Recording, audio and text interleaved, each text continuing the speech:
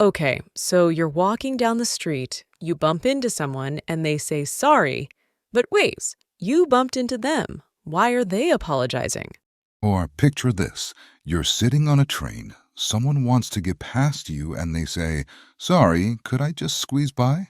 They haven't done anything wrong, they just need to get past. So why the apology? This is something that confuses English learners constantly. Why do native speakers say sorry all the time even when they haven't done anything to be sorry about? And here's the thing in English, sorry often doesn't mean I apologize, it means something completely different. Today, we're unpacking the word sorry, what it really means, when to use it, and crucially, when you don't need to apologize at all. I'm Lucy. And I'm James. This is Plain English. Let's start with a simple truth. In English, sorry has become a social softener more than an actual apology. What do you mean by social softener? It's a way of making interactions smoother and less abrupt. You're not expressing guilt or remorse, you're just being polite. Can you give me some examples of when people use sorry this way? Absolutely. Let's say you need to get someone's attention. You might say, "Sorry, can I ask you something?" You haven't done anything wrong, you're just using sorry to soften the interruption. So it's like preparing them for the fact that you're about to speak to them. Exactly. You're easing into the interaction rather than jumping straight in with your request. It makes it feel less demanding. What about when someone's in your way and you need to get past? Perfect example. "Sorry, is this seat taken?" Or "Sorry, could I just get past?" In these situations, sorry basically means "excuse me," but it sounds gentler. I've noticed British people do this constantly, like all the time. What you really do. British culture in particular has a very strong sorry habit. Americans use it too, but perhaps slightly less frequently. So, what's the difference between these sorries and an actual apology? An actual apology carries emotional weight. If you've genuinely made a mistake or hurt someone, your sorry will sound more serious. But these everyday sorries are light, almost throwaway. So, the tone is different. Completely different. A real apology, "I'm really sorry I forgot about our meeting." That's heartfelt. But "Sorry, is this the right room?" is just casual politeness.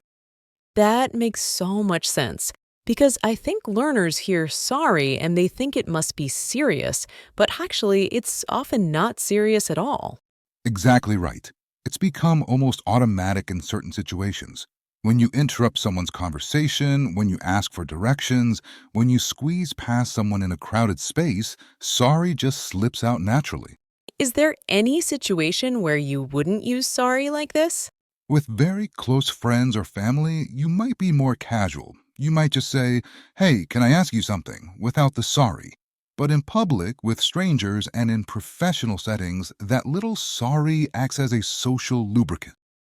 Social lubrication. We mentioned that in episode 2. I love that. So it's smoothing things along. Precisely. It reduces friction in social interactions. It signals that you're aware you're imposing slightly, even if the imposition is tiny. Let's pause here and break down the three main types of sorry you'll encounter in English.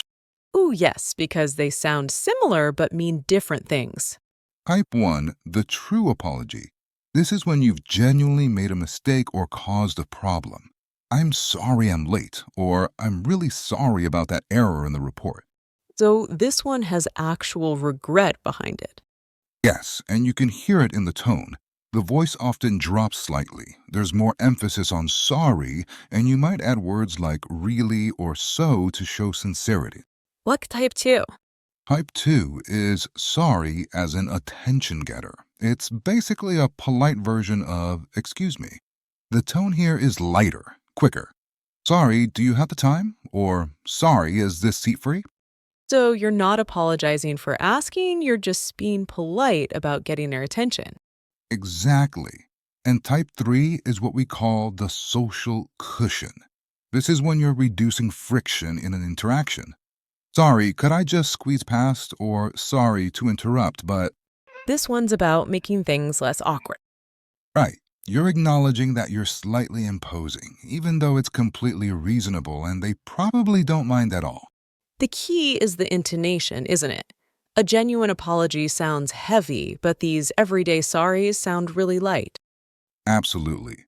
If you listen carefully, you'll notice that casual sorries are often said quite quickly and with a rising or neutral tone, while genuine apologies have a falling tone and more weight. Okay, so now I have a question. Why do so many English learners overuse sorry? Because I've noticed this. This is a really common issue and it comes from a few different places.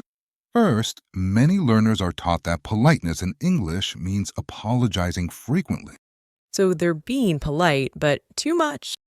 Exactly. They hear native speakers saying sorry and think, this is how you're polite in English. You apologize for everything. But that's not quite right. It's not. Native speakers do say sorry a lot, but there's a balance. We're not constantly apologizing. We're using it strategically in specific situations. What's another reason learners overuse it? Fear of sounding rude. Many learners are so worried about being impolite that they add sorry to everything as a safety measure. Like a protective cushion. Exactly. Sorry, can I ask a question? Sorry, I don't understand. Sorry, could you repeat that?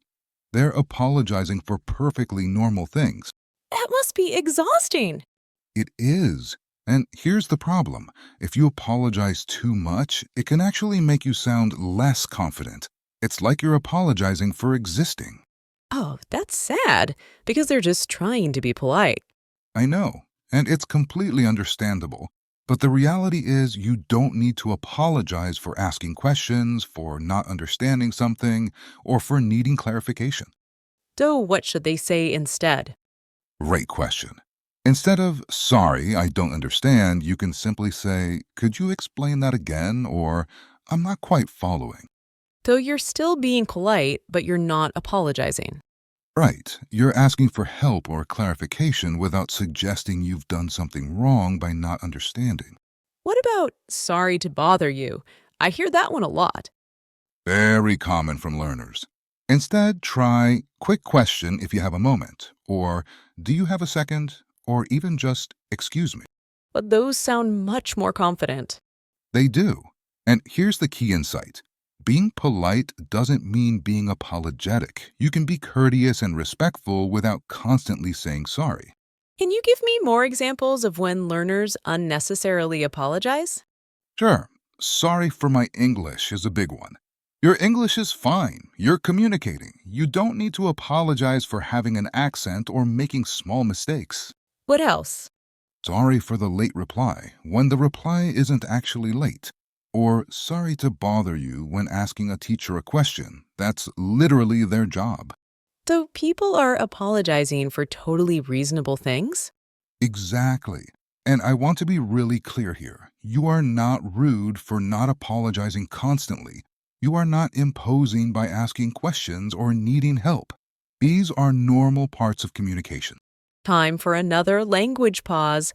Let's look at some alternatives to sorry that sound more confident. First scenario, you didn't understand something. Instead of sorry, I don't understand, try these options. Could you say that again? Or could you explain that a different way? Perfect, or even I didn't catch that, or I'm not quite following. None of these require an apology. What about giving someone's attention?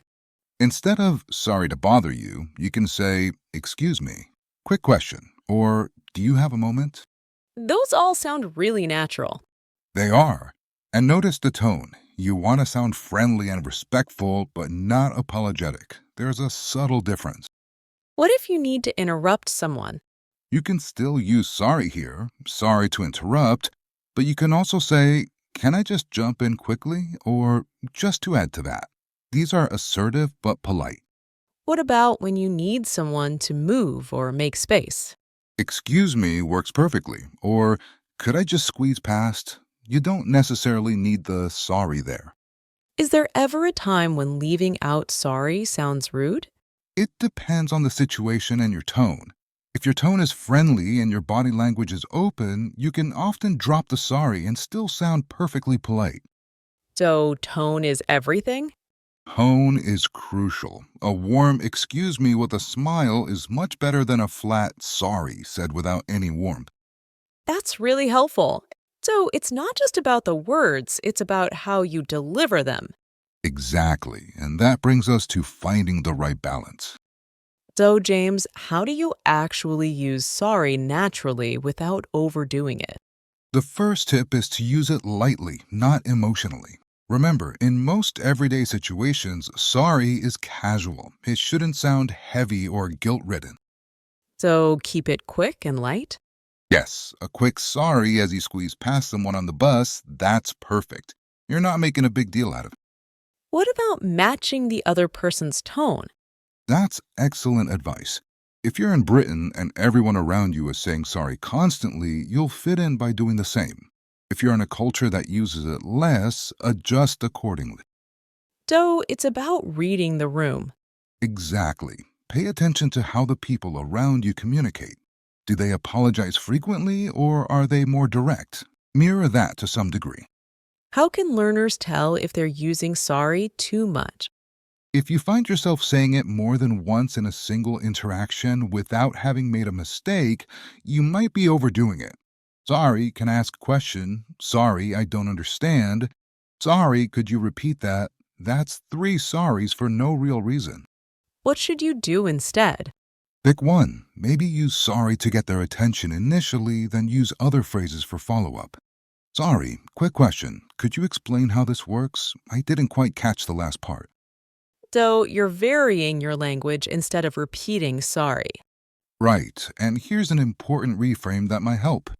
Think of sorry not as self blame, but as social oil. It's not about you being wrong or bad, it's just about making interactions flow smoothly. That's such a helpful way to think about it. It removes the emotional weight. You're not diminishing yourself by saying sorry, you're just being socially aware. What if someone's from a culture where apologizing constantly is seen as weak?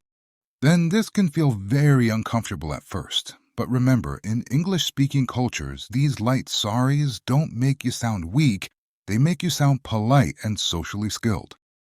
So, it's a cultural difference, not a personal failing. Absolutely. Different cultures have different communication norms. In English, this is simply how politeness often sounds. Any final advice for finding that natural balance? Observe native speakers. Listen to when they say sorry and when they don't. You'll start to notice patterns. Certain situations almost always get a sorry, while others rarely do. And practice makes perfect? It does. The more you use English in real situations, the more you'll develop a natural feel for when sorry fits and when it doesn't.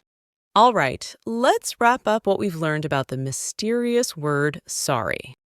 First key point, sorry in English usually isn't an apology. It's a social softener. It's about easing interactions, not expressing genuine regret. Second, there are three main types of sorry: the true apology, the attention getter, and the social cushion. The tone tells you which is which. Third, many English learners overuse sorry because they're trying to be polite or they're afraid of sounding rude. But you don't need to apologize for asking questions, not understanding, or simply existing. Fourth, there are great alternatives to sorry that sound more confident. Excuse me, quick question. Could you say that again?